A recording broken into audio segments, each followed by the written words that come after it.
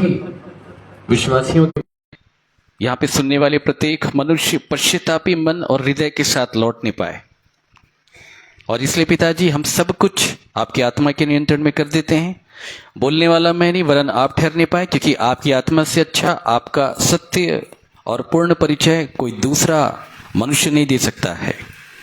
और इसलिए उसी आत्मा की अधीनता में मैं अपने आप को कर देता हूँ। आप मुझ में होकर के अपने परिचय को यहाँ अपने लोग के मध्य सर्वव्यापी करें। इसी आशा के साथ सब कुछ आपके हाथों में सौंपते हुए प्रार्थना प्रभु यीशु मसीह के नाम से मांग लेते हैं। सुन के बड़ी दया के साथ पिता के दाहिने स्वर के ऊपर आप कबूल करें। आमीन।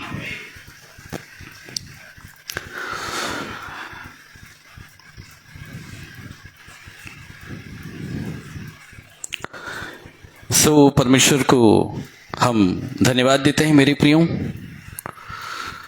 विषय क्या चल रहा है आप लोग को याद है ना? क्या विषय चल रहा है? हाँ, यरूशलेम विषय क्या है? हाँ, और रविवार के दिन से हमने ये विषय लिया है और लगातार अंतिम दिनों तक हम इस विषय को लेकर के चलेंगे। ठीक है, मेरे साथ निकालें मूल वचन, मूल विषय जहां से लिया गया है गलातियों की पत्री 4 अध्याय 21 से लेकर के 26 तक पढ़ें।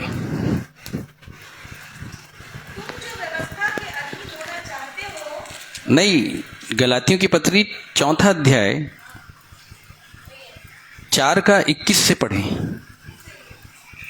अच्छा, माफ कीजिएगा, ठीक, मैं सोचा कुछ और पढ़ रहे हैं। ठीक ठीक, पढ़ें।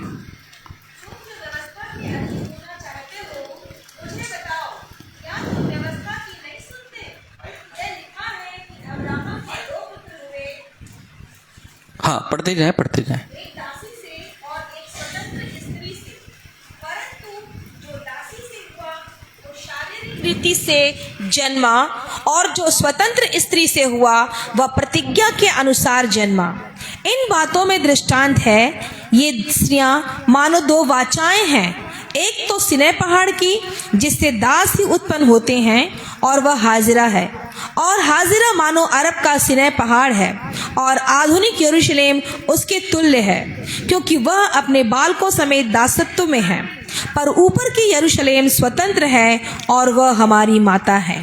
हाँ, ऊपर की यरूशलेम स्वतंत्र है और वह हमारी माता है। कल मैं आपको ऊपर और नीचे के भेद को बता रहा था, ठीक है, और आज उसी भेद को हम और स्पष्ट करने का प्रयास करेंगे कि परमेश्वर का वचन ऊपर के लोगों के विषय में क्या कहता है और नीचे के लोगों के विषय में क्या कहता है। आपको कौन सी वाली यरूशलेम बनना है, ऊपर वाली कि नीचे वाले?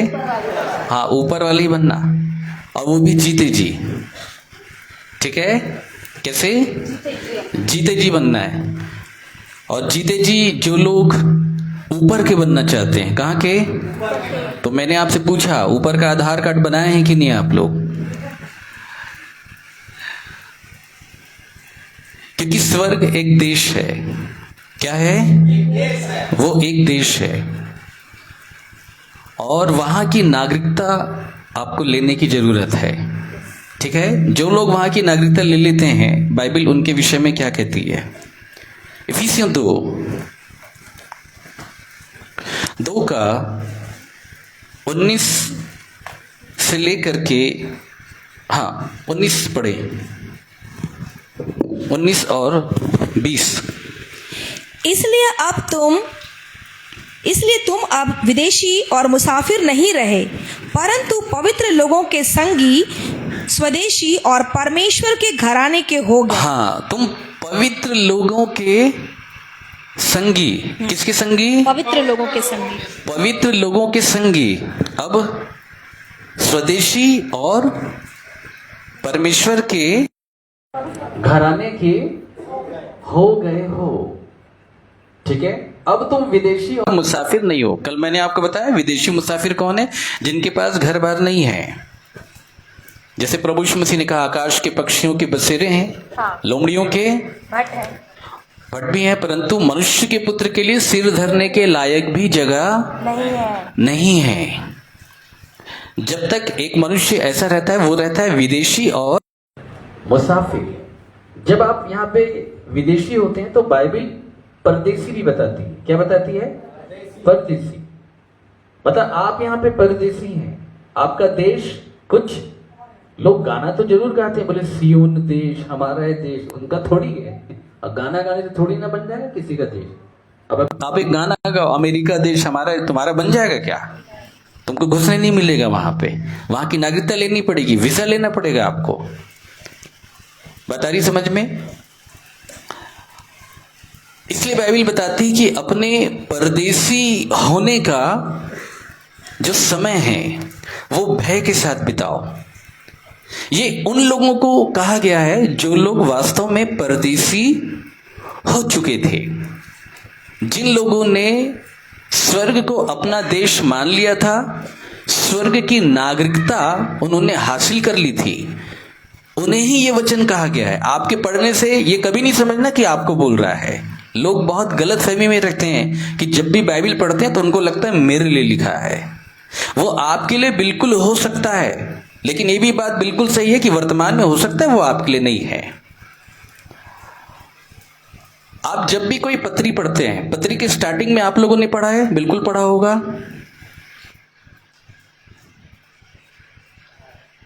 क्या लिखा है हर पत्री के स्टार्टिंग में, बता सकते हैं?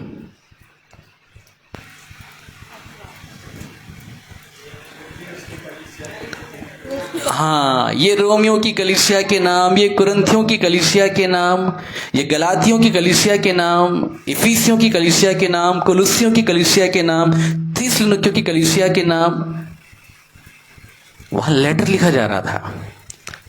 और जिनको लेटर लिखा जा रहा है वहां पे उनका डेजिग्नेशन भी लिखा हुआ है। आप उस डेजिग्नेशन में अगर आ जाएंगे तो वो पत्री आपके लिए लागू होगी। अगर आप उस डेजिग्नेशन में नहीं आए तो बाइबल आपके लिए लागू नहीं होती, इसको याद रखना। ठीक उसी प्रकार जैसे किसी बच्चे का इस स्कूल में एडमिशन नहीं हुआ है, लेकिन वो घर में बैठ के किताब पढ़ रहा है, तो पाठ्यक्रम उसके लिए लागू हो गया है क्या? क्या स्कूल जाके वो एग्जाम दे सकता है? नहीं दे सकता, क्योंकि उसका एडमिशन नहीं हुआ है स्कूल में। पूरी पत्रियां अगर आप पढ़ेंगे, ये बहुत भेद की बात है।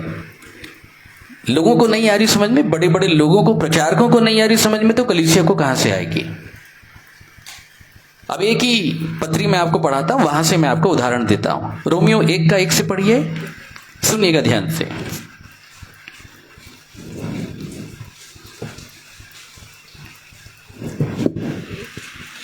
पौलुस की ओर से जो यीशु मसीह का दास है और प्रेरित होने के लिए बुलाया गया। अभी प्रेरित बना नहीं है, वो लेटर लिख रहा है, लेकिन ट्रेनिंग चल रही है उसकी, नीचे वाली नहीं, ऊपर वाली। प्रेरित होने के लिए बुलाया गया है। और आगे, और परमेश्वर के उस सुसमाचार के लिए अलग किया गया है। हाँ, जिसकी उसने पहले ही से अपने भविष्यवक्ताओं के द्वारा पवित्र शास्त्र में अपने पुत्र हमारे प्रभु यीशु मसीह के विषय में प्रतिज्ञा की थी। हाँ, बस ये पूरा डिटेल नहीं पढ़ते हैं, अब हम 6 में आते हैं। 6 पढ़िएगा।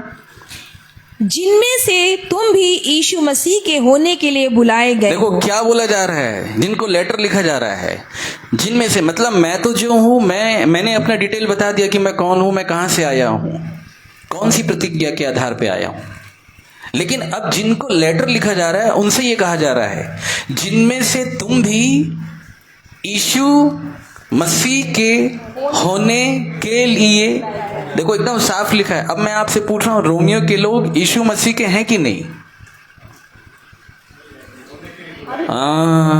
बात आई समझ में? तो आप अगर रोमियो की पत्री पढ़ लेंगे तो आप बन जाओगे क्या यीशु मसीह के? सीधी सी बात है। ये सब भेद की बातें हैं। पूरी पत्रियों में स्टार्टिंग में एक डेजिग्नेशन लिखा हुआ है। अगर उस डेजिग्नेशन में आप फिट होंगे, वो पत्री आपके लिए लागू होगी। आपके पास अगर वो डेजिग्नेशन नहीं होगा, आपके लिए वो किताब नहीं है।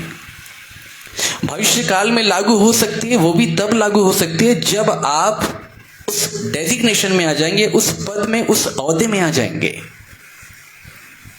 बता रही समझ में? जैसे मान लेते हैं कि एक लेटर लिखा गया कलेक्टर के नाम, किसके नाम? तो आप पढ़ोगे तो आपके लिए क्या? आप बोलोगे नहीं भैया उनके लिए, वो कलेक्टर है। ठीक उसी प्रकार बाइबल में जितनी भी पत्री लिखी गई है वो प्रत्येक कलीसिया के आत्मिक जीवन के आत्मिक अवस्था के अनुसार लिखी गई है। आप बाइबल पढ़ते तो जरूर हैं, लेकिन मैं अगर आपसे एक प्रश्न करूंगा ना तो आप उत्तर नहीं दे पाओगे। आप क्या बड़े बड़े इंटरनेशनल टीचरों के पास इसका उत्तर नहीं है जो बाइबल में लिखा हुआ है। करें प्रश्न? नहीं क्योंकि समझाना पड़ेगा, इसको खुला रखिएगा। मेरे साथ एक वचन निकाले, फिलिपियों की पत्री 3 अध्याय 3:16। सुनिएगा ध्यान से।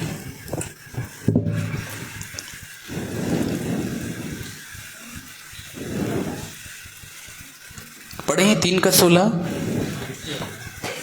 जहां तक हम पहुंचे हैं उसी के अनुसार चले। जहां तक हम पहुंचे हैं उसी के अनुसार। अब इसका उत्तर दो आप लोग।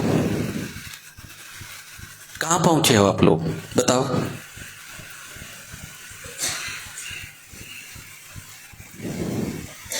बताओ।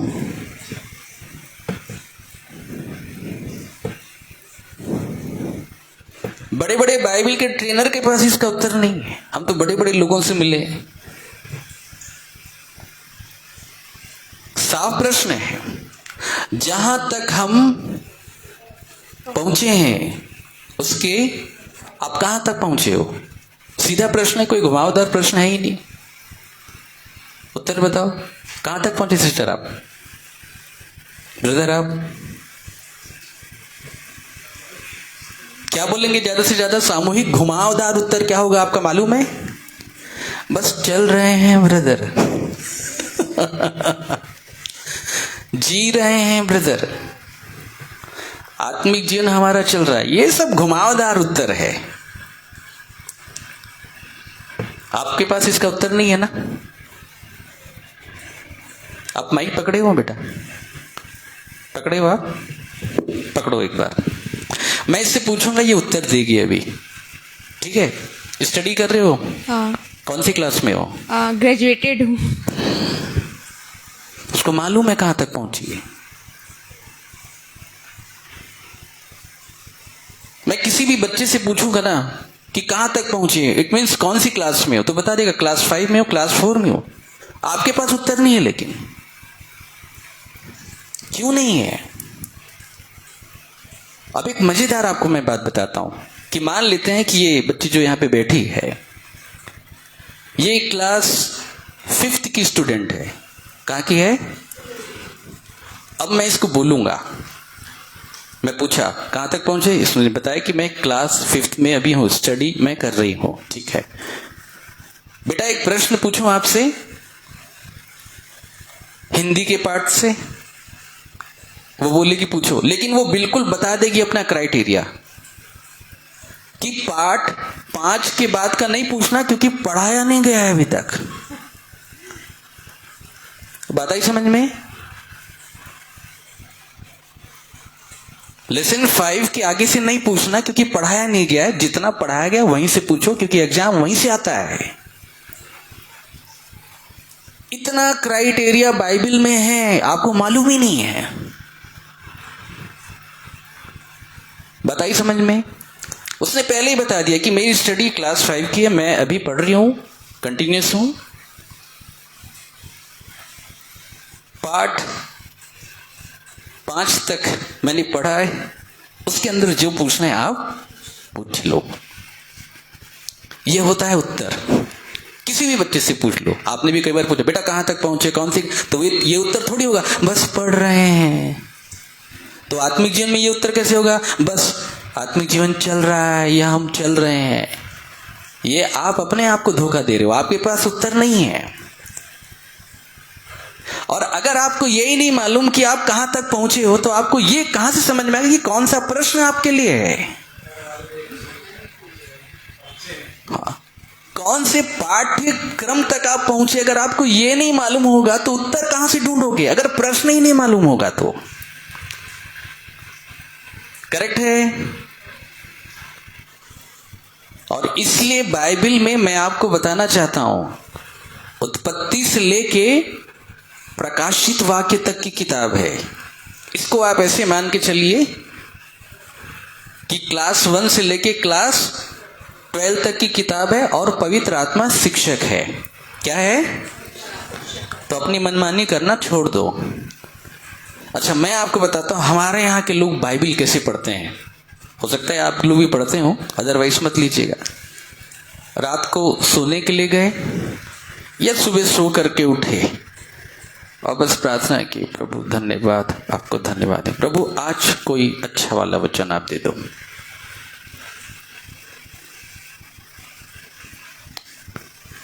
तेरे ऊपर श्राप होगा, तू वचन क्या? नहीं, ये वाला नहीं, ये गलत खुल गया। चक्री हमारे हाथ में है ना, लॉटरी वाली। एक बार और घुमाते हैं, कहीं तो आकर के वो पॉइंट में, अच्छे पॉइंट में रुकेगा, फिर खुले। तू जहां जाएगा तेरा काम सफल होगा। Thank you Lord, praise Lord, आज परमेश्वर ने मुझे वचन दिया है। वाह क्या बात है। किसको खुश कर रहे हैं? अपने आप को। सांप सीढ़ी का गेम है। क्या है, क्या कर रहे हैं लोग? ये वाला फॉर्मूला एक बार अपने बच्चों को बोलना कि स्कूल में करें। जब पढ़ाई करने जाते हैं, मैडम आज ये वाला पाठ, 4 चपाट मार के भगा देगी वो। अरे क्रम से चलना है। कैसे चलना है? उत्पत्ति समझ में नहीं आ रही है, कई लोग प्रकाशित वाक्य की स्टडी कर रहे हैं। किसकी स्टडी कर रहे हैं? प्रकाशित वाक्य। खैर ये तो लोग हैं, परंतु धन्य तो वो प्रचारक है जो प्रकाशित वाक्य की स्टडी करवा भी रहे हैं ऐसे लोग को।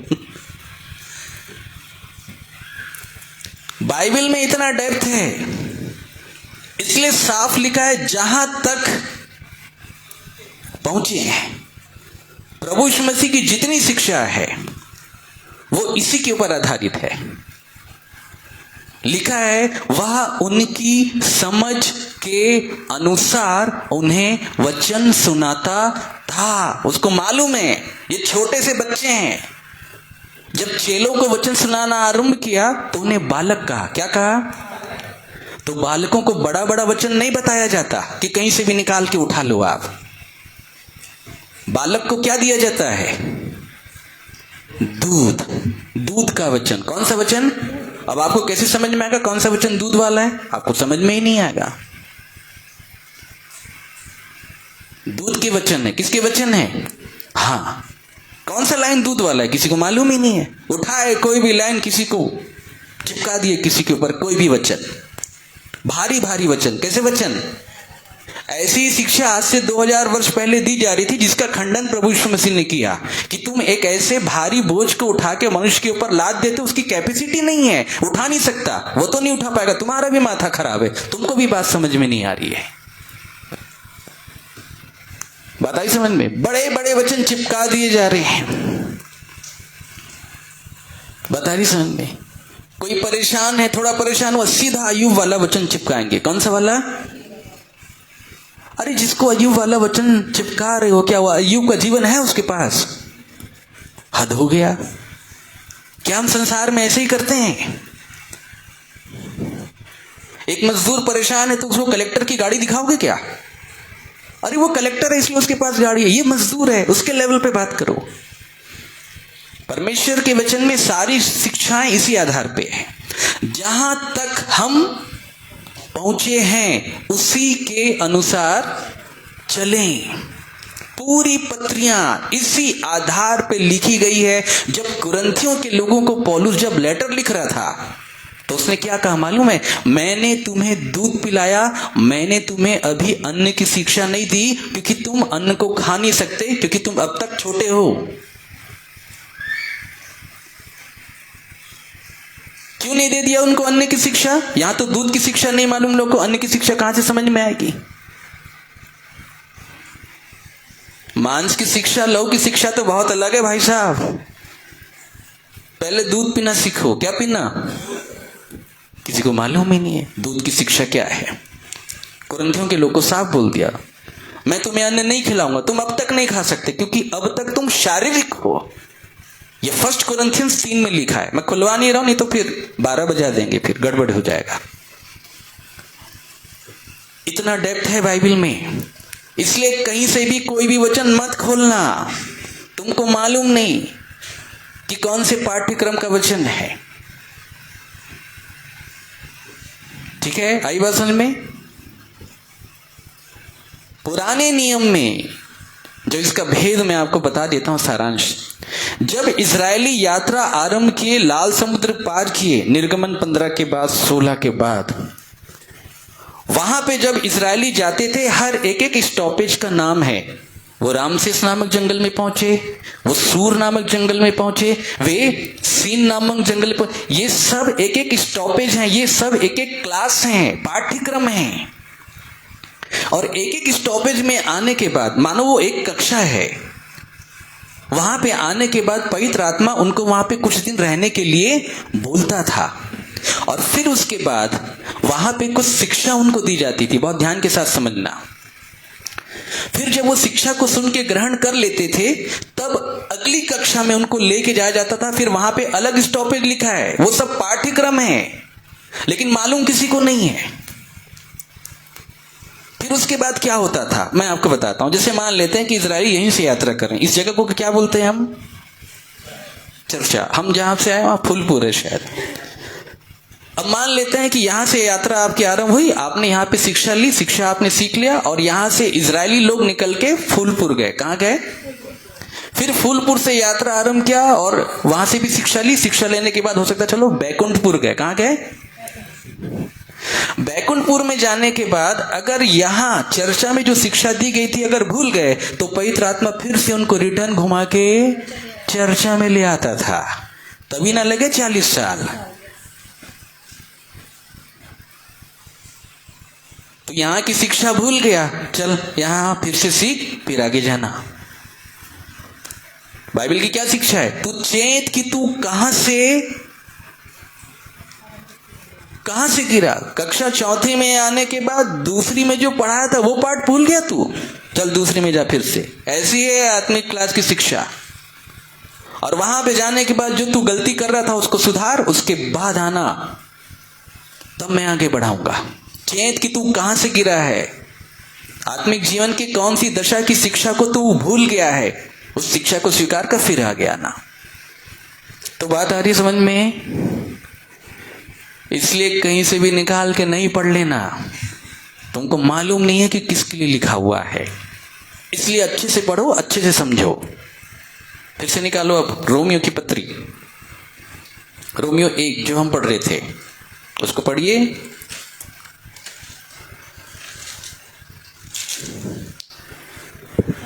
एक का 6 और 7 सुनिएगा ध्यान से। जिनमें से तुम भी यीशु मसीह के होने के लिए बुलाए गए। अभी हुए नहीं हो, तुमको यीशु मसीह का बनना है। अच्छा, इनका बपतिस्मा हुआ था कि नहीं हुआ था? अपन और गहराई में चलेंगे। इनका बपतिस्मा हुआ था कि नहीं हुआ था? बिल्कुल हो गया था। प्रेरितों के काम के अंतर्गत जब पौलुस रोमियो के लोगों के पास में गया था, रोमियो नगर में गया था, कुरिन्थियों में गया था, वहीं पे बहुत सारे विश्वासी विश्वास लेके आए थे, और तब पौलुस ने उनको बैप्टाइज कर दिया। तभी तो लेटर लिख रहा है उनको। बपतिस्मा हो गया है, लेकिन वो अभी तक प्रभु यीशु मसीह के नहीं बन पाए हैं। आप तो बपतिस्मा लेने के बाद आपको सब मिल जाता है, फर्जी बात है, कुछ नहीं मिलता है। कहां लिखा है बताओ? एक स्क्रिप्चर कोई बता नहीं पाएगा। ये हमने धारणा बना ली, क्योंकि बपतिस्मा लेना आसान है, पानी में डुबकी लेना और बस निकल जाना, बोले स्वर्ग जाना पक्का। कुछ पक्का नहीं हुआ। अगर पक्का हो जाता तो यहूदा स्मृति भी जाता, उसका भी बपतिस्मा हुआ था, प्रभु यीशु मसीह ने खुद दिया था। आपको जान के आश्चर्य होगा कि यहूदा स्मृति शुद्ध भी नहीं बन पाया था। क्या नहीं बन पाया? यूहन्ना 17 में प्रभु यीशु मसीह ने कहा तुम सबके सब शुद्ध हो, एक जन अभी तक शुद्ध नहीं हुआ। एक जन अभी तक शुद्ध नहीं हुआ। और यहाँ तो विश्वासी पवित्र भी हो जाता है, परमेश्वर की प्रजा भी। कुछ मालूम है नहीं लोगों को। तो बात आ रही समझ में? सब हो गया है, लेकिन अभी तक ये मसीह के नहीं बन पाए। इनको बहुत कुछ करना पड़ेगा तब ये मसीह के बन पाएंगे। बात आ रही समझ में? सगाई होने के बाद क्या एक स्त्री पुरुष की पूरी हो जाती है क्या? नहीं होती। अभी तो विवाह करना बचा है। बैप्टाइज हो गए हैं, परंतु जिन कारणों से बैप्टाइज तुमने लिया था उन कारणों को प्रैक्टिकल करना पड़ेगा अगर मसीह का बनना है तो। अभी बने नहीं है, इसलिए साफ लिखा है लेटर के आरंभीकरण में कि तुम मसीह यीशु के होने के लिए बुलाए गए हो, अभी हुए नहीं हो। और आगे क्या बोल रहा है? उन सब के नाम जो रोम में परमेश्वर के लेकिन अब प्यारे तुम हैं। प्यारे हो परमेश्वर के लिए। उन सब के नाम साफ लिखा है जो रोम में परमेश्वर के प्यारे हैं। चर्चा थोड़ी लिखा है, क्योंकि रोम के लोगों की यह दशा है। रोम में परमेश्वर के प्यारे हैं और पवित्र होने के लिए बुलाए गए हैं। क्या होने के लिए? पवित्र होने के अब बताओ, पवित्र हो गए क्या? ये नहीं हुए, साफ स्पष्ट है। तो इस आधार पे सारी पत्रियां लिखी गई है, कंडीशन है उसमें। इसलिए कोई भी वचन कहीं से भी निकाल के मत बोलना मेरे लिए लिखा है। आगे पीछे उसके परिप्रेक्ष्य को पढ़ लेना, किसके लिए लिखा है, तब बात आएगी समझ में। इब्रानियों 11 विश्वास की परिभाषा है, कभी उसको बताएंगे आपको। वो पैरों तले जमीन खिसक जाएगी। किसके लिए लिखा है वो उन्हीं लोगों के लिए लिखा हुआ था जो लोग उस समय बहुत दुख उठा रहे थे। उनके लिए विश्वास की परिभाषा कंप्लीट हो रही थी, उनके जीवन से हो रही थी। इसलिए वहां पे वो शब्द आए, अब विश्वास, यही लिखा है, अब विश्वास। अब क्योंकि बहुत हद तक के दुख उठा लिए थे, बस थोड़ा सा दुख उठाना था, इसलिए लेखक बोल रहा है कि तुम्हारा विश्वास अब कंप्लीट होने वाला है। तो बाइबल इस आधार पर लिखी गई है मेरे प्रियो, बता रही समझ में। इसलिए इससे बाहर हमको बिल्कुल नहीं जाना है। कौन बोल रहा है, किसको बोल रहा है और क्यों बोल रहा है, इन बातों को हमको समझना बहुत जरूरी है। ठीक है? तो तुम अब विदेशी और मुसाफिर, अब तुम स्वदेशी और परमेश्वर के घराने के हो। बोलो, किसके हो? घराने के हो। और आगे पढ़िएगा, इफिसियन 2 से जो हम पढ़ रहे थे,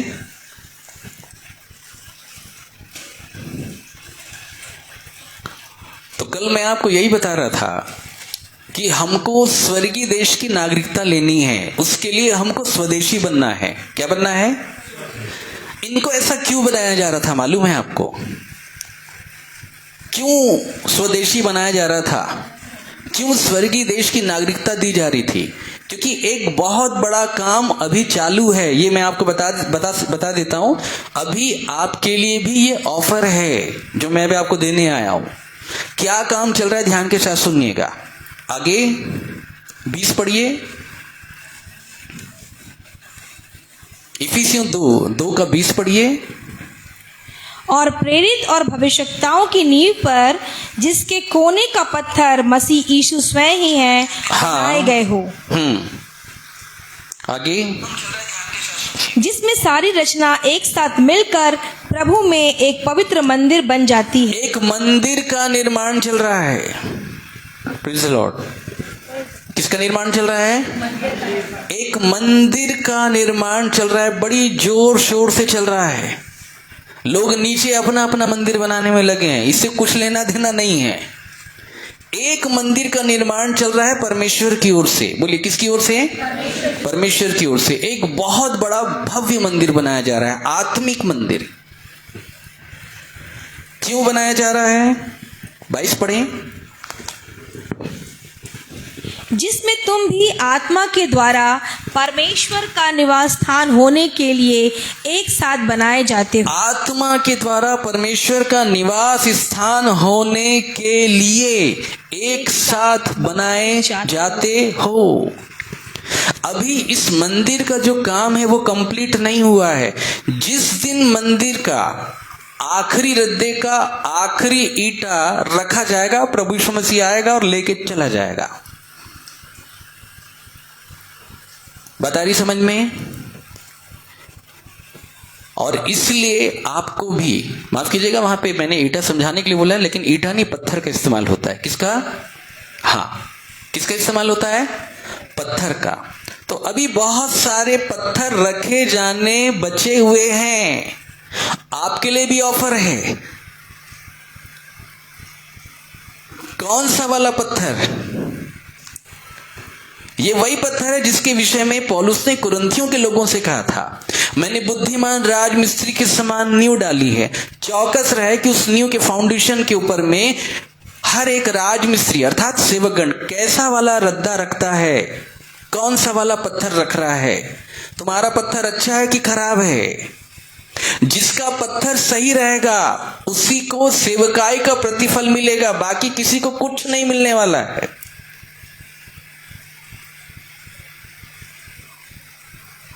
ये वही बात है जो पतरस की पत्री में लिखी गई कि तुम बहुमूल्य जीविता पत्थर बनने के लिए बुलाए गए। कैसा पत्थर बनना है? जीविता पत्थर। कैसा पत्थर? हाँ, जीविता पत्थर। प्रभु यीशु मसीह को क्या बताया गया? जीविता पत्थर। तुमको भी जीविता पत्थर बनना पड़ेगा। जो लोग जीविता पत्थर बन जाते हैं उनकी पहुंच स्वर्ग तक होती है। कहां तक होती है? स्वर्ग तक। इसको याद रखिएगा। आ रही है बात समझ में? और उन्हीं लोगों को स्वर्गी कहा जाता है, स्वदेशी कहा जाता है। क्या कहा जाता है? बाकी सब विदेशी, नीचे के लोग सब विदेशी हैं परमेश्वर की दृष्टि में, परंतु जो लोग बहुमूल्य जीविता पत्थर होने के पद को प्राप्त करेंगे वे ही लोग ऊपर के गिने जाएंगे। प्रभु यीशु मसीह को भी पत्थर बताया गया। कैसा पत्थर? चुना हुआ बहुमूल्य जीविता पत्थर। वो मंदिर के कोने में रखा हुआ सबसे बेस वाला पत्थर है, उसी के ऊपर मंदिर का पूरा लोड है। फिर उस पत्थर के ऊपर प्रेरित और भविष्यता का पत्थर है, नींव है प्रेरित और भविष्यता का, जो इफिसियों में लिखा है कि प्रेरित और भविष्यता के नींव पर जिसके कोने का पत्थर प्रभु यीशु मसीह है, तुम बनाए जा रहे हो। पहले प्रभु यीशु मसीह, फिर उसके ऊपर प्रेरित और भविष्यता। बहुत ध्यान के साथ सुनना। कौन है फाउंडेशन मंदिर के? प्रेरित और भविष्यता। यहां पे हीलर का नाम नहीं है, इसको याद रखना। हीलर किसी काउंटिंग में नहीं आते हैं, चंगा करने वाले, ये मैं बता दे रहा हूं। चंगा करने वालों का कोई नंबर नहीं है बाइबल में, आपको सुन के आश्चर्य होगा। प्रथम प्रेरित, दूसरे भविष्यता, तीसरे शिक्षक, फिर लिखा है फिर सामर्थ के काम करने वाले, फिर चंगा करने वाले। इनकी कोई काउंटिंग है? कोई काउंटिंग नहीं है, ये मैं आपको बता दे रहा हूं। ये फाउंडेशन नहीं है मंदिर के। मंदिर का फाउंडेशन है प्रेरित और भविष्यता। यही लिखा हुआ है, पढ़ लें इफिसियों 2, ताकि भ्रम में ना रहे। 2 का 20 पढ़े। और प्रेरित और भविष्यताओं की नींव पर जिसके कोने का पत्थर मसीह यीशु स्वयं ही, हाँ, जिसके कोने का पत्थर, प्रेरित और भविष्यता की नींव बनाया उसने, और वहां पे उसके कोने का पत्थर प्रभु यीशु मसीह है, और उस नींव के ऊपर फिर मंदिर बन रहा है। अब इस मंदिर में एक एक पत्थर जो इस्तेमाल किया जा रहा है वो बहुमूल्य जीविता पत्थर होना चाहिए। आप अगर बहुमूल्य जीविता पत्थर हो गए तो आपका इस्तेमाल इस मंदिर में कर लिया जाएगा। इतनी सारी बातें क्यों लिखी है बाइबल में? आपको बताने के लिए लिखी है कि आप इन बातों को जानो और समझो। हम तो इस गाने से ही आगे नहीं बढ़ पा रहे कि लाजर को किसने जिलाया, लाजर को किसने जिलाया, बस वहीं तक खत्म हो जाती क्रिश्चियनिटी। अरे आगे बढ़िए। आज पूरी दुनिया बस केवल चिन्ह चमत्कार और चंगाई के पीछे घूम रही है। बता रही समझ में? लेकिन मंदिर का जो फाउंडेशन है उसमें चंगा करने वाले का नाम ही नहीं है, उसमें आता है प्रेरित और भविष्यता। इसलिए नए नियम में जो प्रभु यीशु मसीह के बाद सबसे बड़ा प्रेरित हुआ वो पौलुस है। और देखो फिर पौलुस क्या क्या काम कर रहा था, वो कैसे कलीसिया को बता रहा था कि कैसे मंदिर बनना है, कैसे पत्थर बनना है। प्रेरित लोग ये ज्ञान देते हैं, लेकिन आज के जो फॉल्स प्रेरित हैं वो मात्र केवल चंगाई की बातों पे ध्यान लगाते हैं। सावधान रहना, बड़ा खतरनाक समय चल रहा है। और इसलिए जाग उठने का समय है। प्रेरित और भविष्यता, उनके नीचे कोने के सिरे का पत्थर प्रभु यीशु मसीह है, और उसके ऊपर बहुमूल्य जीता पत्थर रख रख के एक भव्य मंदिर बनाया जा रहा है। कौन सा मंदिर? एक भव्य मंदिर। यह हाथ का बनाया हुआ मंदिर नहीं होगा, इसका बनाने वाला स्वयं परमेश्वर है। अगर आप वो बहुमूल्य जीवता पत्थर बन गए तो अब आप नीचे के नहीं हैं, आप कहां के हैं? ऊपर के हैं। कहां के हैं? अब जो लोग ऊपर के हो जाते हैं, बहुत ध्यान के साथ सुनिएगा, कल मैं आपको बता रहा था। अब निकालिए कुलुसियों की पत्री, कुलुसियों 3:1। अतः जब तुम मसीह के साथ जिलाए गए तो स्वर्गीय वस्तुओं की खोज में रहो, हाँ। जहाँ मसीह विद्यमान है, जहां मसीह विद्यमान है और परमेश्वर की दाहिनी ओर बैठा है। कहां बैठा है? कल मैं ये कहानी पूरी बताया, आज रिपीट नहीं करूंगा। तुम स्वर्ग तक तुम्हारी पहुंच हो गई है, और इसलिए क्यों पहुंच हुई है? क्या करना है स्वर्ग में जाके? कल मैंने बताया था, खोज करना है। एग्जैक्ट पकड़े रहना। क्या करना है? खोज करना है। क्योंकि आशा की वस्तु कहां है? आशा की वस्तु कहां है जो तुम्हारे लिए स्वर्ग में रखी है? वो स्वर्ग के अंदर कहीं पे रखी है, तुमको मालूम नहीं है कि वो कहां पे रखी है, इसलिए तुमको लगातार क्या करना है? और अब तुमको पृथ्वी पर की नहीं, पर स्वर्गीय वस्तु पे क्या लगाना है?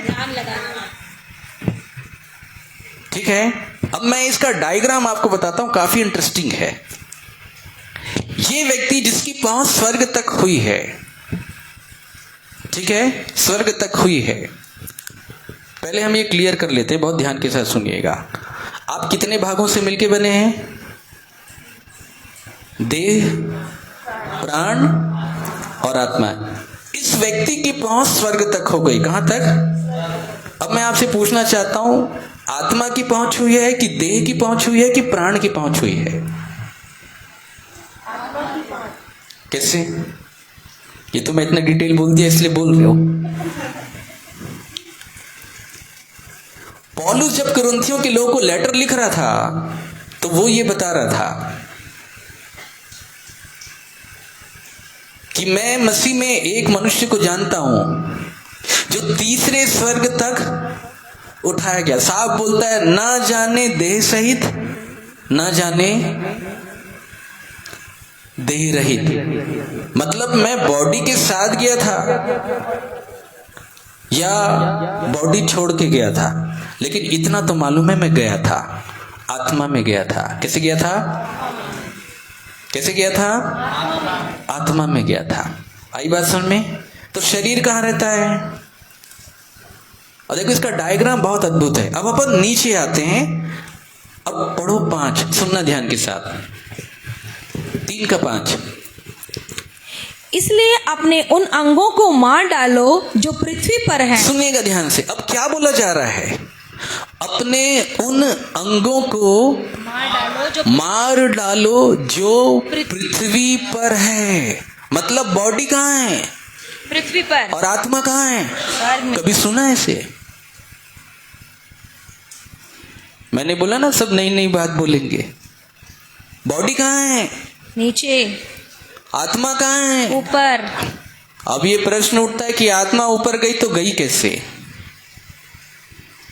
और बॉडी नीचे क्यों है? इसी पृथ्वी के ऊपर रहते हुए, इसी पृथ्वी के ऊपर उसकी आत्मा उसके शरीर के अंदर रहते हुए आत्मा की पहुंच स्वर्ग तक हो जाती है और शरीर इसी पृथ्वी पर रहता है। कैसा लग रहा है सुन के? अपने उन अंगों को मार डालो जो पृथ्वी पर है। मतलब मन तो तुम्हारा ऊपर आ गया लेकिन बॉडी नीचे है। बॉडी क्यों नीचे है और मन क्यों ऊपर आया है?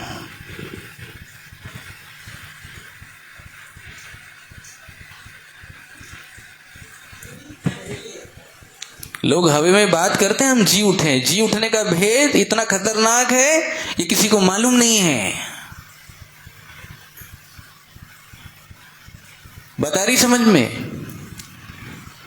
अपने उन अंगों को मार डालो जो पृथ्वी पर हैं। मतलब मन तो आ गया है। कौन आ गया है? मन क्यों आया है ऊपर? क्योंकि मन मर चुका है, लेकिन बॉडी अभी तक मरी। मैंने आपको बताया ना कि जीते जी क्या करना है? मरना है। मन ने निर्णय कर लिया कि मैं मर चुका हूं। कुरिन्थियों की पत्री में लिखा है, एक मरा तो सब मरे। मेरे मन ने यह निर्णय कर लिया कि पिताजी मैं मर चुका हूं। मर चुका हूं इट मीन्स, मैंने मरने की परिभाषा बताई थी आपको। क्या है मरने की परिभाषा? शायद मैंने यहां नहीं बताई है, आप लोग कंफ्यूज हो रहे हैं। मरना क्या होता है? बाइबल साफ बोलती है, मरने का जिक्र करती है। किसका जिक्र करती है? जो मरेगा उसी को स्वर्ग मिलेगा। ये बात सच है कि यदि उसकी मृत्यु की समानता में उसके साथ जुड़ गए तो उसके जी उठने की समानता में भी जुट जाएंगे। अगर मरने का अभ्यास नहीं हुआ तो जी उठना तुम्हारे लिए बहुत मुश्किल है। तो मरना पड़ेगा। किसके लिए मरना पड़ेगा? संसार के लिए। किसके लिए? संसार के लिए, संसार की लालसा और अभिलाषा के लिए। जब मन यह निर्णय कर लेता है कि अब मेरा संसार और संसार की लालसा अभिलाषा से कुछ लेना देना नहीं, मुझे बस केवल आपके लिए जीना है, तब मन हो जाता है मर जाता है। क्या हो जाता है? मरना शब्द क्यों आया ये मैं आपको समझा देता हूं। जब भी किसी के साथ संबंध तोड़ा जाता है तो इस शब्द का उपयोग किया जाता है।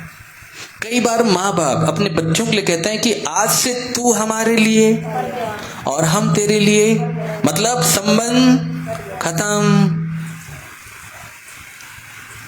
यही घोषणा जब आत्मिक रूप से एक विश्वासी मन में परमेश्वर के लिए करता है कि आज से मैं संसार के लिए मर गया और संसार मेरे लिए, मतलब हमारा संबंध क्या हो गया? खत्म। भाई में क्या हो गया? खत्म। अब उसके मन में क्या पाया जाता है? परमेश्वर की व्यवस्था। किसकी व्यवस्था? परमेश्वर की व्यवस्था। एक वचन निकालिए मेरे साथ, इब्रानियों की पत्री, बहुत ध्यान के साथ सुनिएगा। इब्रानियों की पत्री 8वां अध्याय 8 का 10 से पढ़ें। बहुत ध्यान के साथ सुनिएगा। फिर प्रभु कहता है कि जो वाचा मैं उन दिनों के बाद इस्राएल के घराने के साथ बांधूंगा, हाँ, वह यह है कि मैं अपनी व्यवस्था को उनके मनों में कहाँ डालूंगा? मनों में डालूंगा। अगर परमेश्वर की संपूर्ण व्यवस्था जिस विश्वासी के मन में आ गई, उसकी पहुंच कहाँ होगी? क्योंकि ये स्वर्गीय व्यवस्था है। कौन सी व्यवस्था है? स्वर्गीय व्यवस्था। एक व्यक्ति पृथ्वी के ऊपर रहते हुए उसका मन स्वर्गीय नियम को मानना चालू कर दिया तो नागरिक कहाँ का बन गया? वो स्वर्ग का बन गया। सीधी सी बात है। व्यवस्था कहाँ आ गई है? उसके मन में। इसलिए मन कहाँ पहुंच गया? स्वर्ग में। लेकिन बॉडी में नहीं आई है व्यवस्था। अभी बात आई समझ में? अभी व्यवस्था बॉडी में नहीं आई है। यही बात रोमियो 7 में पौलुस ने कहा। निकाल के पढ़ो, निकालो रोमियो 7। सुनना बड़े ध्यान के साथ, इसको खुला रखना, ठीक है?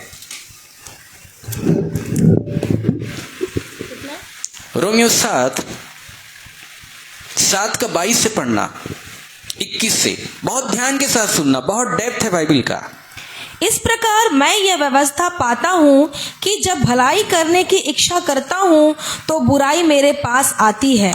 क्योंकि मैं भीतरी मनुष्यत्व से तो परमेश्वर की व्यवस्था से बहुत प्रसन्न। देखिए यहाँ पे जो एक विश्वासी है पौलुस, इसमें स्वयं है, वो क्या बोल रहा है? भीतरी मनुष्यत्व से मैं परमेश्वर की व्यवस्था से क्या हूँ? बहुत प्रसन्न। मैं बहुत प्रसन्न हूँ। क्या आप प्रसन्न हैं? आप हैं प्रसन्न? नहीं होंगे। है कोई प्रसन्न परमेश्वर की व्यवस्था से? 98% लोग नहीं हैं।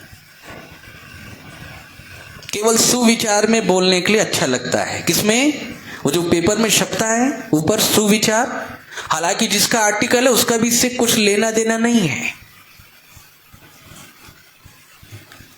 एक गाल पे थप्पड़ मारे दूसरा फेर देना अच्छा लगता है? सीधी सी बात। तुमको कहां परमेश्वर की व्यवस्था से प्रसन्नता है? पौलुस को थी, प्रभु अच्छा लग रहा है। चेलों को थी, उधार देके वापसी की आशा मत रखो, अच्छा लगता है। हमको प्रसन्नता नहीं है। लेकिन जो विश्वासी रोमियो के थे और जो लेटर लिख रहा है वो क्या कह रहा है? मैं भीतरी मनुष्यत्व से परमेश्वर की व्यवस्था से बहुत प्रसन्न हूं। मैं उसकी सारी बातों को मन से मानता हूं। किससे मानता हूं? मन से मानता हूं। आई बात समझ में? एक गाल पे थप्पड़ मारा तो दूसरा फेर देना, ये स्वर्गीय नियम है कि पृथ्वी का नियम है? स्वर्गीय नियम है कि पृथ्वी का नियम है? स्वर्गीय नियम है। ये स्वर्गीय आदेश है जो परमेश्वर ने अपने पुत्र के द्वारा दिया। अब पृथ्वी का नियम क्या है? एक गाल पे कोई थप्पड़ मारे 4 चपाट मारना।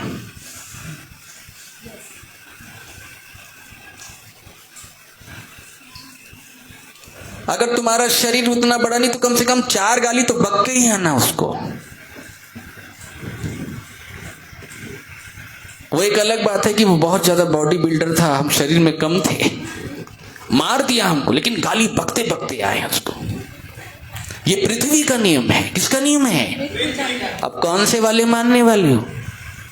अब प्रभु यीशु मसीह तो बस केवल सुविचार में दिखाई देता है। जब लोग रैली निकालते हैं, हमारा परमेश्वर कितना महान, क्या शिक्षा दिया, तू मानता है क्या इसको? इसलिए मैंने बोला ना कि प्रभु यीशु मसीह की शिक्षाएं बस केवल सुविचार में दिखाई देती है। जो लोग इसे मन में पाल लेते हैं कि नहीं प्रभु मैं आपकी व्यवस्था से खुश हूं, मैं इस नियम से खुश हूं। जब प्रभु यीशु मसीह ने 12 चेलों को जब ये बातें सुनाई, अपनी व्यवस्था सुनाई, तो उनको बुरा लगा था क्या? कहीं लिखा है कि प्रभु यीशु मसीह के वचन का, उसकी आज्ञाओं का विरोध किया क्या? नहीं, स्वर्गीय नियम को मान रहे थे। किसको मान रहे थे? उनकी आत्मा मान रही थी। कौन मान रही थी? पहले मन मानता है। कौन मानता है? उन दिनों के बाद इज़राइल के घराने से जब मैं वाचा बांधूंगा, मैं अपनी संपूर्ण व्यवस्था को, नए नियम की व्यवस्था को उनके मन के अंदर फिट करूंगा। कहां फिट करूंगा? तो जिनके मन के अंदर फिट हो गया वो स्वर्गीय नागरिक हो गए, और जिनके मन के अंदर फिट नहीं हुआ वो स्वर्गीय नागरिक नहीं है। अब तुम लिखा लो मरने के बाद फोटो के नीचे, लिखाने से थोड़ी ना हो जाता है स्वर्ग की। बात आ रही समझ में?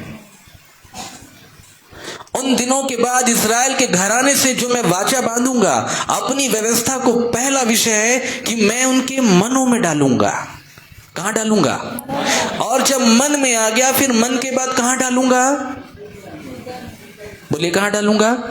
फिर उसके बाद हृदय में डालूंगा।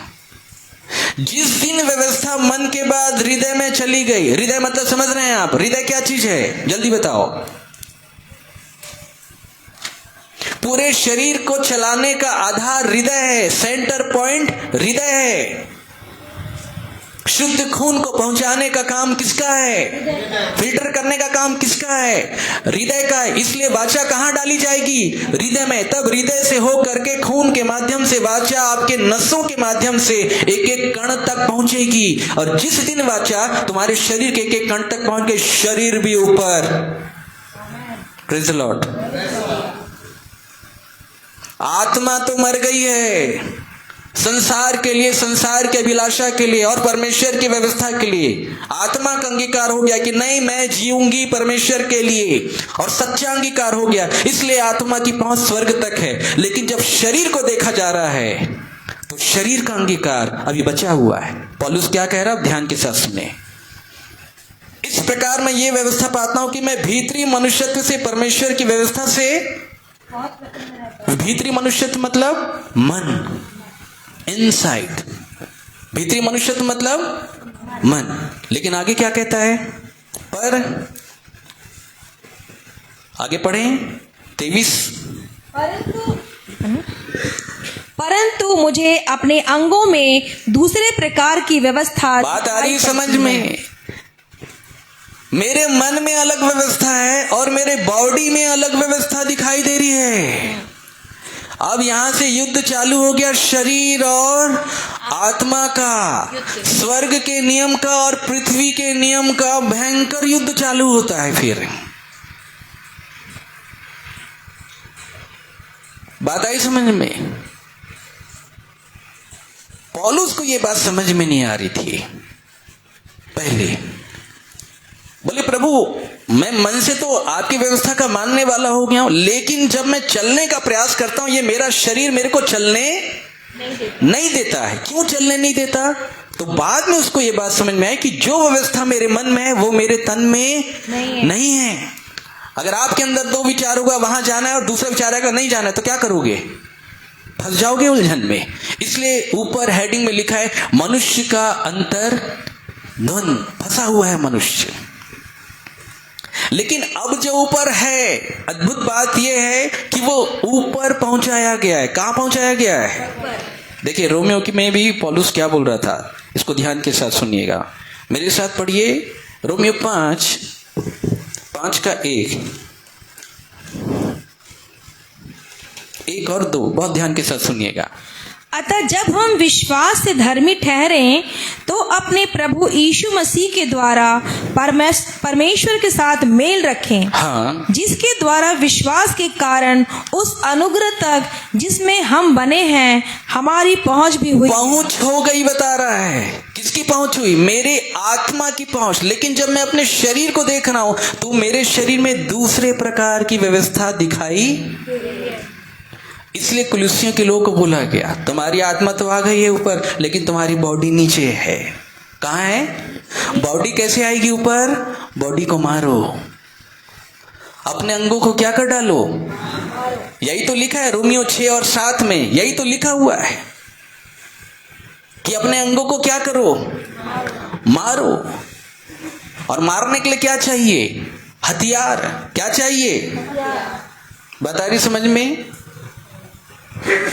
लगातार अपने अंगों को मारते चले जाओ जो पृथ्वी के ऊपर है। अब पृथ्वी के ऊपर कौन कौन से अंग है? अशुद्धता, दुष्कामना, लोभ, व्यभिचार, ये सारी चीजें तुम्हारी बॉडी में नीचे है। इसको क्या करो? मार डालो। जिस दिन तुम्हारा शरीर भी पूर्ण रूप से संसार के लिए मर जाएगा, शरीर भी ऊपर। Praise the Lord. इसे कहते हैं तुम एक देह होने के लिए। आई बात समझ में? क्या होने के लिए? एक देह। प्रभु यीशु मसीह की देह कैसी थी? देह। वो जब गत्समनी के बाग में जब प्रार्थना कर रहा था उसने साफ इस अवस्था का जिक्र किया, आत्मा तैयार है लेकिन शरीर नहीं है। आत्मा परमेश्वर की व्यवस्था के अनुसार इच्छा को पूरा करना चाहती है, लेकिन शरीर मेरा साथ नहीं दे रहा है। इसके लिए उसने परमेश्वर से क्या की? प्रार्थना की। और प्रार्थना करने के बाद उसने सामर्थ लिया। क्या लिया? ये वो वाली सामर्थ नहीं, ताली बजाने वाली लोग जो मारते रहते हैं, जो उछलते और कूदते रहते हैं। बाइबल इसको सामर्थ नहीं बोलती। इस फेर में बिल्कुल नहीं आना, वो पवित्र आत्मा का काम नहीं है। गत्समनी के बाग में जब परमेश्वर ने उसको सामर्थ दिया तब वो शैतान से फाइट किया। क्या किया? फाइट किया। किस बात के लिए प्रभु यीशु मसीह फाइट कर रहे थे? क्रूस के ऊपर मरने के लिए। किसके लिए? क्रूस के ऊपर। रोमियो के लोगों को यह बोला गया कि तुम मसीह यीशु के होने के लिए बुलाए गए हो। आखिर मसीह यीशु का बनने के लिए क्या करना पड़ता है? गलातियों 5:24 पढ़िएगा उसका। इन बातों में दृष्टांत है। गलातियों 5 और जो 5 और जो मसीह यीशु के हैं। अब सुनना ध्यान के साथ। रोमियो में लिखा ना तुम मसीह यीशु के होने के लिए बुलाए गए, और यहां पे बोल रहा है अब जो मसीह यीशु के हो गए हैं, आ गए हैं। कैसे हुए हैं? आगे उन्होंने शरीर को उनकी लालसाओं और अभिलाषाओं समेत क्रूस पर चढ़ा। हाँ, कहाँ चढ़ा दिया है? चढ़ा दिया है। शरीर को उसकी लालसाओं और अभिलाषाओं समेत कहाँ चढ़ा दिया है? क्रूस पर चढ़ा दिया। किसके बन गए फिर? मसीह के। प्रभु यीशु मसीह ने भी अपने शरीर को कहाँ चढ़ाया?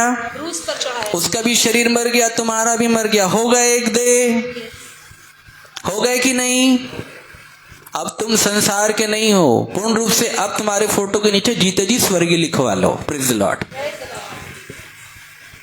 बात आ रही समझ में? बता रही है कि नहीं आ रही समझ में? ये है, मैंने अभी आपको कुछ नहीं बताया, आपको लग रहा बहुत कुछ बताया, लेकिन मेरे नॉलेज के हिसाब से मैंने आपको 1-2% ही बताया है।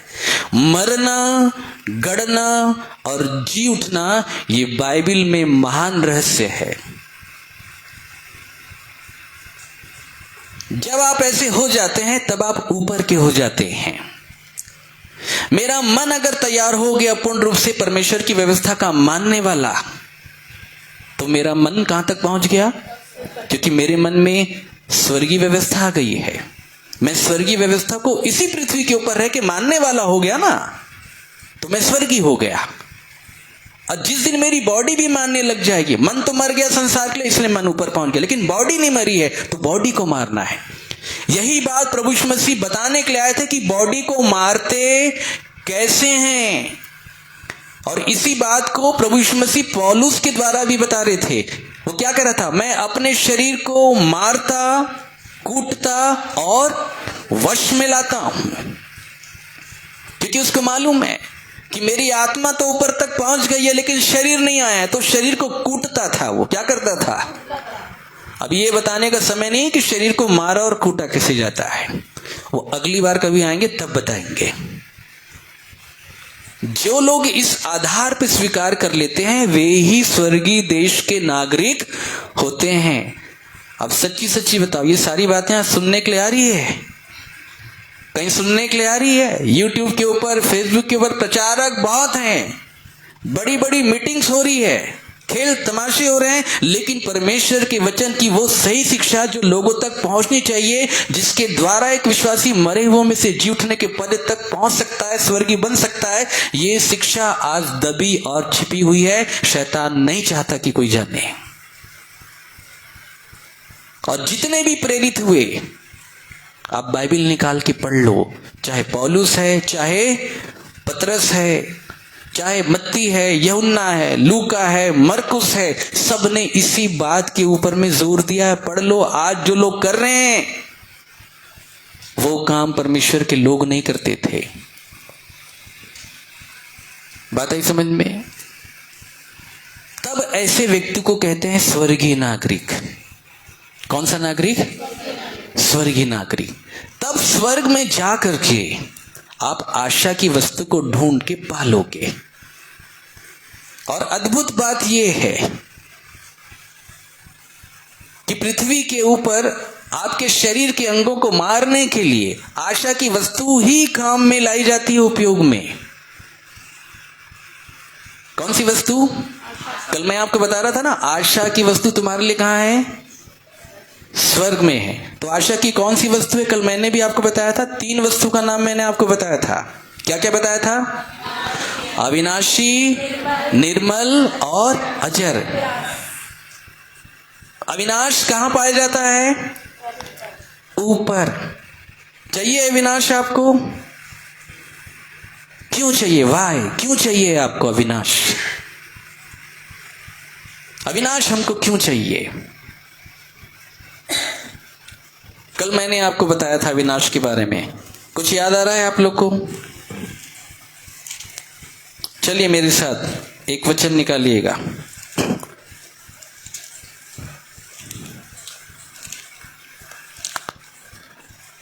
पहला कुरिन्थियों 15वां अध्याय, बहुत ध्यान के साथ सुनिएगा।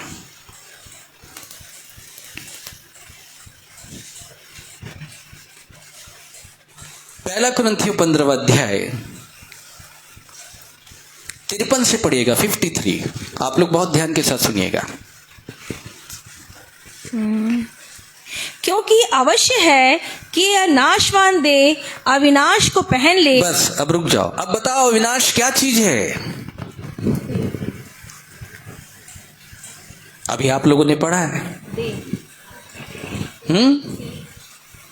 क्या है ये? इस लाइन को फिर से पढ़ना। और आप सारे लोग बड़े ध्यान के साथ सुनना। क्योंकि अवश्य है कि यह नाशवान देह अविनाश को पहन ले। ये नाशवान देह अविनाश को पहन ले। तो अविनाश क्या है? आप क्या पहन के आए हो? क्या है ये? कपड़ा। बोलो कपड़ा। मैं पहना हूं, ये क्या है? कपड़ा। तो अविनाश क्या है? कपड़ा।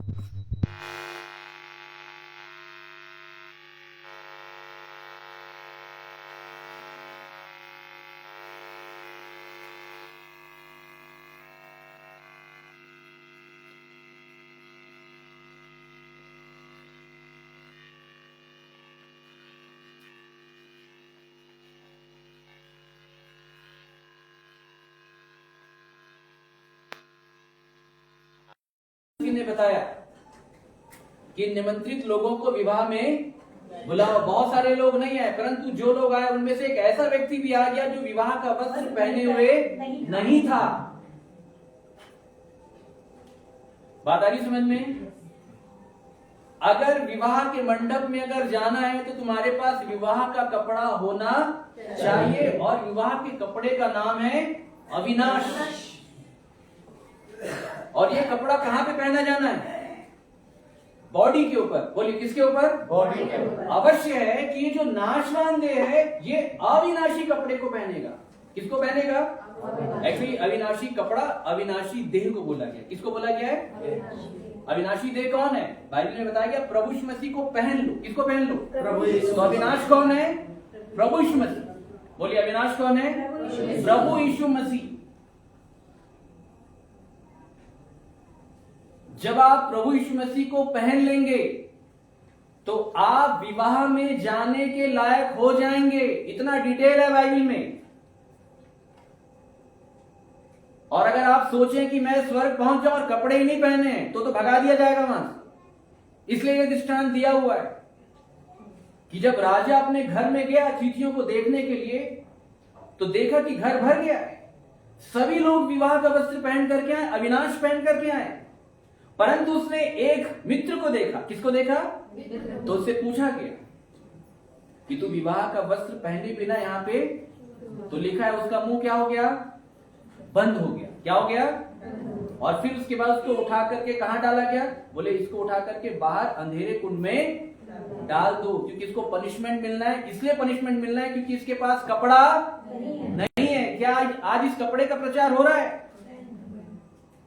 लेकिन आपको फर्जी तरीके से स्वर्ग ले जाने का झूठा आश्वासन आपको दिया जा रहा है शैतान और शैतान के लोगों के द्वारा। बात कुछ आ रही समझ में मेरे? क्यों ये कपड़ा आपके पास होना चाहिए, अविनाश का कपड़ा। यही है वो विवाह का वस्त्र। और विवाह के वस्त्र को लेने के लिए आत्मा पहुंचती है स्वर्ग तक। कहां तक? क्योंकि शरीर कहां है? शरीर को क्या पहनाना है? कपड़ा। शरीर को ऐसे ही लाया नहीं जा सकता, उसको कपड़ा पहनाना है। बात आ रही समझ में? उसको कपड़ा पहनाना है। जब यह शरीर कपड़ा पहन लेगा, उसी को ही बाइबल बताती है धार्मिकता का वस्त्र, तब आप स्वर्ग में प्रवेश पा लेंगे। आप पूर्ण रूप से स्वर्ग में पहुंचाए जाएंगे। और जिनके पास ये विवाह का वस्त्र, अविनाशी वस्त्र नहीं होगा, वो व्यक्ति स्वर्ग नहीं जाएगा। ये समझ लो आप। एक व्यक्ति आत्मा की उपस्थिति में परमेश्वर के वचन के भेद के प्रकाशन के आधार पे आज आपको कह रहा है, इस बात को आप जान ले, समझ लें। आप किसी विदेशी प्रचारक के फेर में नहीं आना। टीवी के प्रचारकों से सावधान। आप बिल्कुल उस फेर में नहीं आना कि बहुत लोग सुनने वाले हैं, फॉलोअर हैं, तो सही बोल रहा होगा। बिल्कुल नहीं। इसको याद रखिएगा। नरक जाने वालों की संख्या बहुत ज्यादा है, वहां के फॉलोअर बहुत ज्यादा हैं। इसको याद रखिएगा।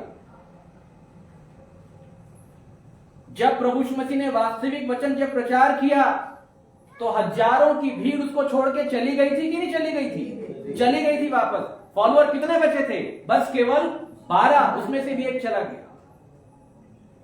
किसी ने पूछा प्रभु यीशु मसीह से कि स्वर्ग जाने वाले कितने हैं, उद्धार पाने वाले कितने हैं? तो क्या बताया था प्रभु यीशु मसीह? सकरे फाटक से प्रवेश करने का यत्न करो, क्योंकि चौड़ा है वो फाटक और सरल है वो मार्ग जो विनाश को पहुंचाता है, और बहुतेरे लोग उसमें जा रहे हैं। परंतु सकरा है वो फाटक और कठिन है वो मार्ग जो जीवन को पहुंचाता है, और बहुत थोड़े हैं। भाई साहब, इसको याद रखना। इसलिए कभी ये नहीं सोचना है कि वो कोई इंटरनेशनल प्रीचर है, बड़ा प्रीचर है, बड़े स्टेज में प्रचार करता है, लाखों फॉलोअर है तो सही बोल रहा होगा। बिल्कुल नहीं, सावधान हो जाना, क्योंकि ये बातें सुनने के लिए नहीं आ रही है, बिल्कुल नहीं आ रही है। और मैं साफ रूप से देख रहा हूं कि परमेश्वर के वचन के विरोध में ही शैतान बड़ी चतुराई के साथ प्रचार करता चला जा रहा है, और भोले लोगों को कुछ मालूम ही नहीं है। और जो उनको बोला और बताया जा रहा है वे मान लेते हैं, क्योंकि उनको बाइबल मालूम नहीं है। और इसलिए इस अंतिम समय के ऊपर, इस अंतिम दिनों के ऊपर परमेश्वर ने हमें जो बातें कलीसिया तक पहुंचाने के लिए, पवित्र दुल्हन को जगाने के लिए दी है, हम उन बातों को आप तक लेकर के आए हैं। और इसलिए ये बातें, हमारी बातें आपको अलग लगेंगी, क्योंकि हम नीचे के नहीं हैं, हम ऊपर के हैं। हमारी बातें ऊपर की है, ये सारे प्रकाशन ऊपर के हैं, ये नीचे नहीं बताए जाते। इसलिए मैं बार बार कहता हूं कि ये बातें, ये ज्ञान ना आपको YouTube में मिलेगा और ना ही किसी किताबों में मिलेगा। पौलुस कहता है कि हम परमेश्वर का गुप्त ज्ञान भेद की रीति पर बताते हैं, भेद की रीति पर। अगर स्वर्ग जाना है तो अविनाशी वस्त्र आपके पास क्या होना चाहिए? अविनाशी। अविनाशी वस्त्र अगर आपके पास होगा तो याद रखिएगा आपका घर ऊपर तैयार होगा। कहां तैयार होगा? अगर अविनाशी वस्त्र अगर आपके पास नहीं है तो याद रखिएगा आपको कुछ भी नहीं मिलने वाला है, कुछ भी नहीं। बात आ रही समझ में? कोई भी चीज आपको नहीं मिलने वाली है, इसको याद रखिएगा। अब मेरे साथ आप एक वचन निकालिए, 2 कुरिन्थियों 5वां अध्याय, बहुत ध्यान के साथ सुनिएगा।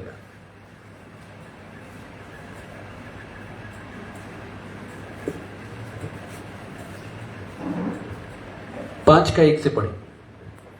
क्योंकि हम जानते हैं कि जब हमारा पृथ्वी पर का डेरा सरीखा घर गिराया जाएगा तो हमें परमेश्वर की ओर से स्वर्ग पर एक ऐसा भवन मिलेगा। मेरे पिता के घर में रहने के बहुत सारे स्थान हैं, मैं तुम्हारे लिए स्थान तैयार करने के लिए जाता हूँ। स्थान कब तैयार होगा?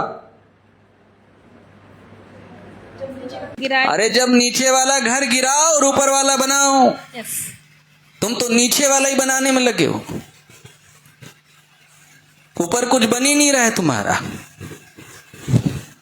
क्या कह रहा है पौलुस? क्योंकि हम जानते हैं कि जब हमारा पृथ्वी पर का डेरा सरीखा घर गिराया जाएगा तो हमें परमेश्वर की ओर से स्वर्ग पर एक ऐसा भवन मिलेगा जो हाथों से बना हुआ घर नहीं परंतु चिरस्थायी है। चिरस्थायी है। कैसा है? चिरस्थायी। चिरस्थायी मतलब समझ रहे हैं? जो हमेशा के लिए रहता है। हमेशा के लिए रहेगा। कैसे रहेगा? हमेशा। हमेशा के लिए। उसके कंस्ट्रक्शन के बारे में किसी को कुछ मालूम नहीं होगा, लेकिन चिरस्थायी होगा। चाहिए ये वाला घर तो अपना डेरा सरी का घर ढा देना है, गिराओ। इसलिए प्रभु यीशु मसीह ने कहा तुम इसको गिरा दो, ढा दो। डेरा सरी का घर क्या है? ये आपका शरीर। क्या है ये? डेरा सरीखा। बोलिए, क्या सरीखा? क्या आप मानते हैं कि ये डेरा सरीखा है? नहीं मानते हैं। कौन मानता है? कोई मानते हैं कि ये डेरा सरीखा है? डेरा सरीखा मतलब समझ रहे हैं? थोड़े दिन। कौन मानता है? कोई मानता है? जिसको ये बात समझ में आ गई कि ये थोड़े दिन का शरीर है, थोड़े दिन का है, इसको गिराओ, खत्म करो।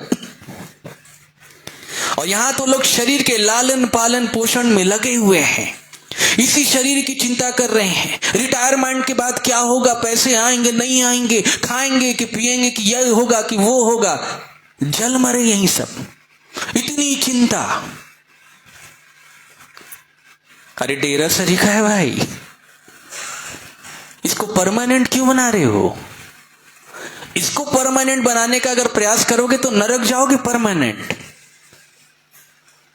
ये परमानेंट नहीं होना चाहिए, ये अस्थाई है।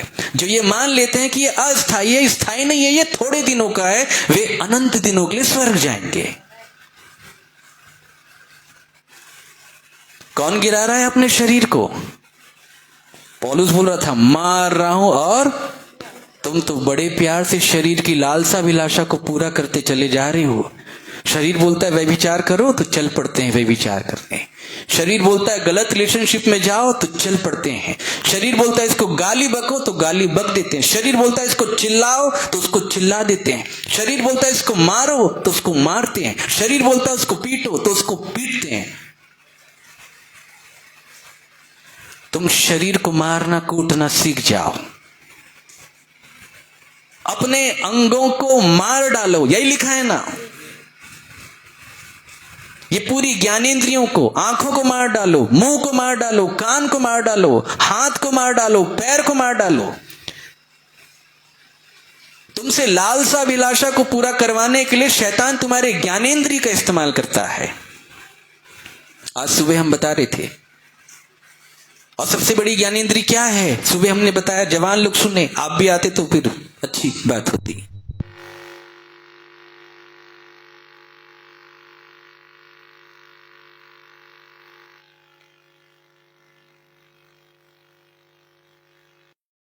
आपको बाइबल में क्या बताया गया है? शरीर का दिया। अगर तेरी आंख ठीक है तो तेरा सारा शरीर भी निर्मल हो, उजियाला पाएगा। और यदि तेरी आंख बुरी है तो तेरे को कभी उजियाला नहीं मिलने वाला, ऐसे ही अंधियारा रहेगा। जो भी दिख रहा है ना आपको अंदर में, ऐसे ही वाला रहेगा। और जब तक अंधियारा बने रहेगा तब तक अंधकार के काम तुम्हारे जीवन में शैतान करता रहेगा। अंधकार के काम मतलब पाप, अपराध, व्यभिचार, गंदे काम, लुचपन, टोना, बैर, झगड़ा, ये सब बाइबल में अंधकार के काम बताए गए। ये अंधकार के काम तब तक चलते रहेंगे जब तक तुम्हारे शरीर में अंधकार है। तुम्हारे शरीर में अंधकार तब तक रहेगा जब तक तुम्हारा दिया जल नहीं जाता।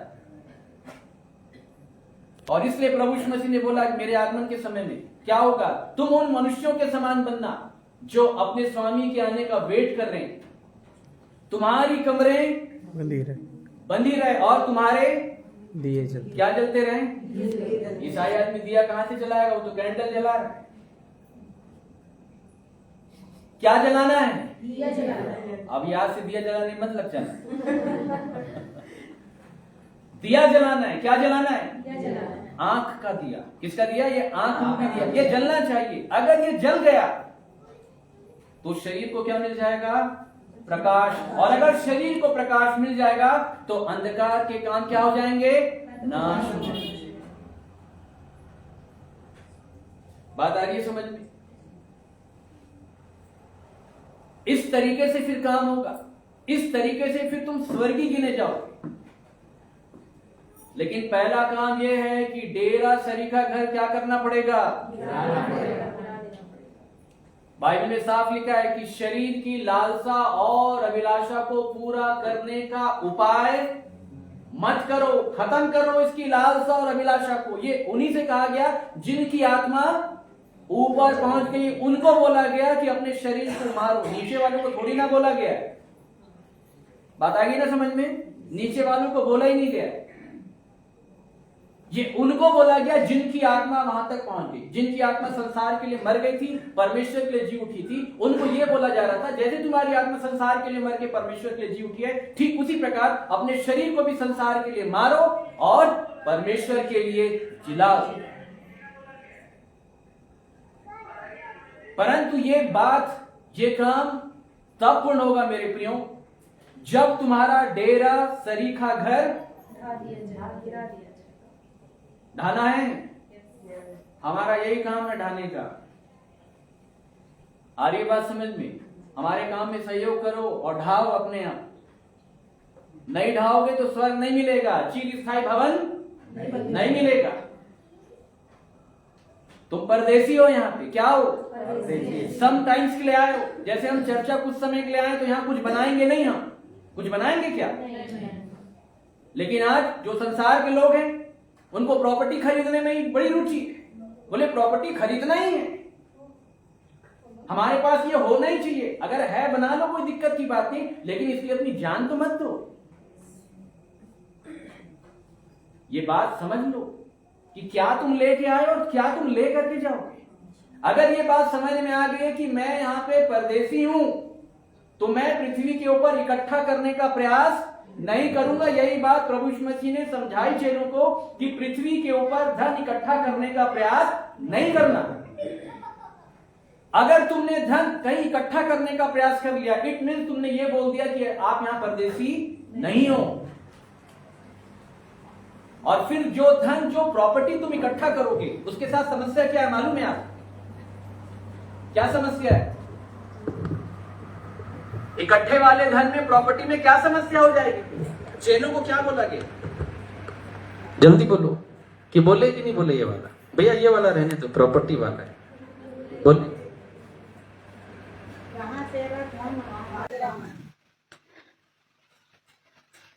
जहां तेरा, तो तुमने धन नीचे जमा किया, तुम्हारा मन कहाँ रहेगा? धन कहाँ जमा करना है? मैं बार बार बोल रहा हूं, अकाउंट खुला है ऊपर, आधार कार्ड बना है, कुछ नहीं भाई साहब। और लोग यहाँ पे नाच रहे, डांस कर रहे हैं, स्वर्ग जाएंगे। कौन बोला तुमको? ये वही नाचने और डांस करने वाले लोग थे, इजराइली लोग। एक ही दिन में मर गए सब। मूसा उतरा और पटक दिया, खत्म कहानी। नाचने गाने खेलने कूदने उठ गए थे लोग, शारीरिक हो गए थे ना। पृथ्वी के ऊपर धन इकट्ठा करने का प्रयास मत करो। यहां चोर आता है। क्या आता है? अगर तुमने धन इकट्ठा कर लिया, अच्छा ये किनको बोला गया? ये सबको नहीं बोला गया, मैं क्लियर कर दे रहा हूं। ये बोला गया 12 प्रेरितों को, 13वां कोई नहीं। अगर आप चाहते हैं कि मेरे लिए हो, तो आप भी चेलों के समान चाल चलना, चेलों के समान समर्पण करना, तो ये आपके लिए भी है। उनको बोला गया पृथ्वी के ऊपर धन इकट्ठा तुम नहीं करना, क्योंकि अगर तुमने इकट्ठा किया, तुम देखो आत्मिक बन रहे हो, तुम इकट्ठा नहीं करना। अगर तुमने इकट्ठा करने का प्रयास किया, इकट्ठा करना अगर तुमने आरंभ किया, तो क्या लग जाएगा? चोर आएगा। बोलो कौन आएगा? कौन है ये चोर? चोर चोरी करने, घात करने, और अगर कहीं तुमने इकट्ठा करना आरंभ किया, तो एक लूप होल उसको मिल जाएगा तुम्हारे आत्मिक जीवन में घुसने का। और जो वचन का बीज बोया गया है, वो चोरी करके लेके चला जाएगा। वो आएगा और तुमको सुलाएगा। चोरी कब होती है? सोने के बाद। ये वही सोना है जो प्रभु यीशु मसीह ने बताया कि जब लोग सो रहे थे तो शैतान आके चोरी करके लेके चला गया। बीज बोने वाले दृष्टांत में बताया था प्रभु यीशु मसीह ने। अगर इकट्ठा करने का प्रयास किए, तो भाई साहब जो जीवन मिला है वो चोरी हो जाएगा। और क्या लगेगा? कीड़ा। कौन सा कीड़ा? ये नरक ले जाने वाला कीड़ा है। ये नरक तक नहीं मरता है। इसलिए याकूब की पत्री में कहा गया, तुम्हारे वस्त्रों को कीड़े खा गए। क्या खा गए? किनको कहा गया? तुमने अंतिम युग में सुसमाचार को छोड़ के चिंता करके धन बटोरने का प्रयास किया, इसलिए ये कीड़े लग गए जो तुम्हारे सुसमाचार के विवाह के अविनाशी वस्त्रों को क्या कर दिए? खा गए। इसलिए बाइबल में लिखा हुआ है,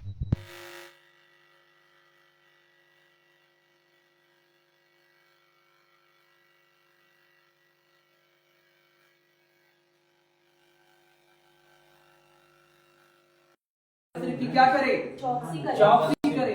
तो चौकसी करने वाला व्यक्ति कभी पृथ्वी के ऊपर धन इकट्ठा करने का प्रयास नहीं करता, क्योंकि उसको मालूम है कि अगर धन इकट्ठा हुआ तो ये कपड़े वो कीड़े खा जाएंगे। तो बात आ गई समझने मेरी। अगर स्वर्ग के ऊपर तुम घर चाहते हो, तो डेरा सरी का घर क्या करो? गिराओ। क्या करो? गिराओ। इसे गिराओ पूर्ण रूप से। और जब ये गिर जाएगा पूर्ण रूप से, गिर जाने का मतलब ये होता है मर जाना। क्या हो जाना? मर जाना। जिस विश्वासी की आत्मा की पहुंच स्वर्ग तक हो गई है, उसको यही बताया जा रहा है कि जो घर तुम्हारा पृथ्वी के ऊपर है, इसको क्या करो? गिराओ, इसको ढा दो, इसको खत्म करो, इसको मार डालो। क्योंकि अगर ये नहीं मरेगा तो शैतान भी नहीं मरेगा, क्योंकि इस घर में रह करके वही अपना अधिकार चला रहा है कि नहीं चला रहा है? जबकि परमेश्वर बोलता है मसीह पुत्र के समान परमेश्वर के घर का अधिकारी है और उसका घर हम हैं। क्या वास्तव में हम उसके घर हैं? क्या उसका राज्य चल रहा है इस घर में? आप उसके घर तब बनेंगे जब ये घर गिराया जाएगा, और उसके बाद जो नया घर होगा वो मसीह का घर होगा। बात कुछ आ रही है समझ में? जब ढा दिया जाएगा तब तुम्हें एक ऐसा भवन, एक ऐसा घर मिलेगा जो हाथ से बनाया हुआ नहीं परंतु चीज स्थायी। और आगे बढ़े, फिर उसके बाद हम समाप्त करेंगे। इसमें तो हम कराहते और बड़ी लालसा रखते हैं कि अपने स्वर्गीय घर को किसको पहन ले? स्वर्गीय घर को। स्वर्गीय घर क्या है? वही अविनाशी कपड़ा, वही है स्वर्गीय घर। जिनके पास वो अविनाशी कपड़ा आ गया, मानो स्वर्ग में रहने के लिए आपको क्या मिल गया? जगह मिल गई। Praise the Lord. क्या मिल गई?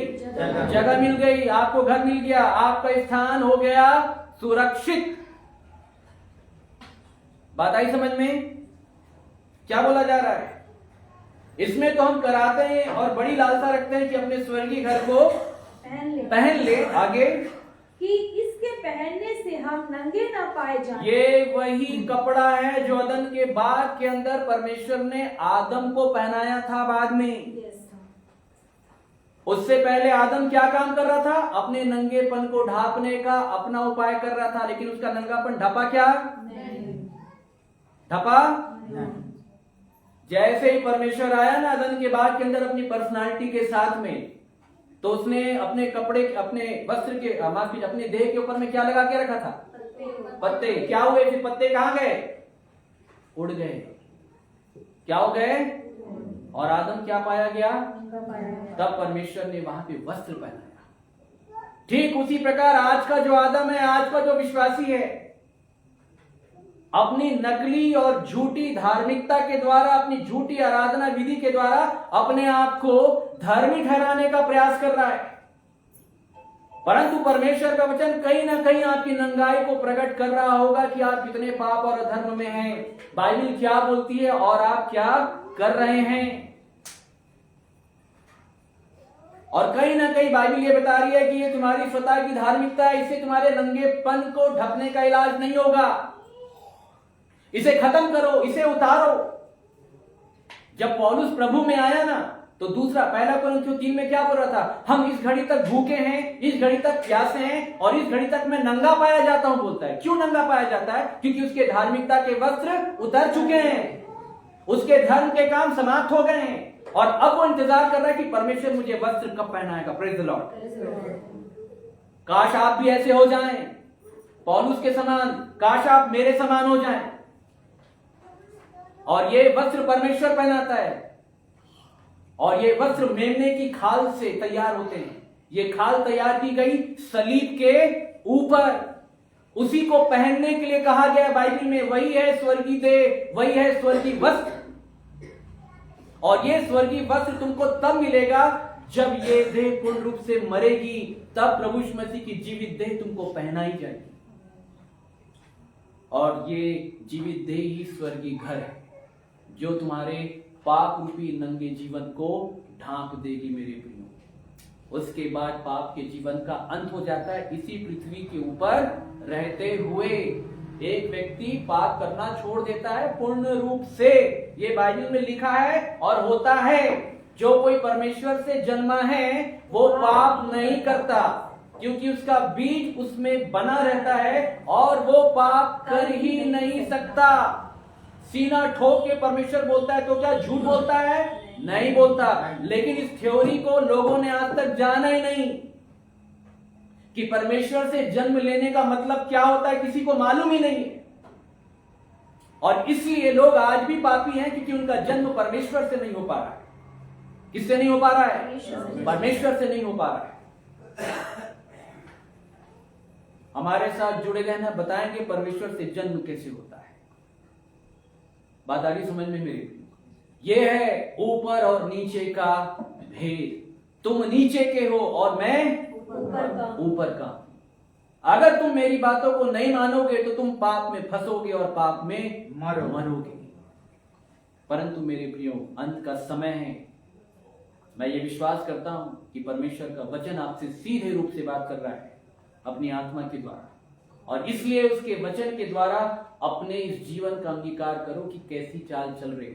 यह अंगीकार करो कि हाँ प्रभु, मेरे पास विवाह का वस्त्र नहीं है। वो आशा की वस्तु, जो पहले नंबर की वस्तु है, वो अविनाश, वो वस्त्र मेरे पास आपके वचन ने मुझे बताया पिताजी। आपके वचन ने मेरी आंखों को खोला तो मैं क्या देखता हूं कि मैं नग्न हूं।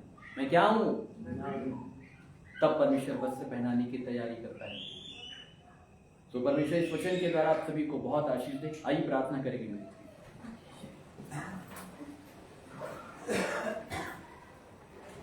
महान जीवित सामर्थी परमेश्वर पिता, हम आपको धन्यवाद देते हैं पिताजी, संध्या काल से लेकर रात्रि काल के समय के लिए, आपके महान और जीवित वचन के लिए, आपके बहुत बड़े ज्ञान के लिए, आपके बहुत बड़े अविनाशी भेद के लिए, जो आपने अपने इन प्रियजनों के ऊपर, अंतिम समय के ऊपर आपने प्रकट किया है, जो कि अब तक बातें इनसे छुपी थी। आज से 2000 वर्ष पहले भी जब आप प्रचार करने के लिए निकले थे पिताजी, आप ऐसे अद्भुत बातों को लोगों को बताते थे, तब लोग आश्चर्यचकित होते थे पिताजी। आज भी वो समय है पिताजी, क्योंकि अंतिम समय के ऊपर आप अपने लोग को एकत्रित करना चाह रहे हैं, आप उन्हें विवाह का वस्त्र देना चाह रहे हैं। और इसलिए यहाँ पे उपस्थित जितने लोगों ने आपके वचन को सुना है, और भी इस वचन के ऊपर मनन करने वाले हो सके, चिंतन करने वाले हो सके पिताजी, शोकित हो सके, जब रात्रि काल में जब ये अपने बिछौने के ऊपर जब सोने के लिए जाते हैं पिताजी, आप दया करें कि जितने वचन बोले गए हैं पिताजी, उस वचन के आधार पे अपने जीवन को देखने वाले हो सके, आपके क्रूस के ऊपर दृष्टि करने वाले हो सके पिताजी,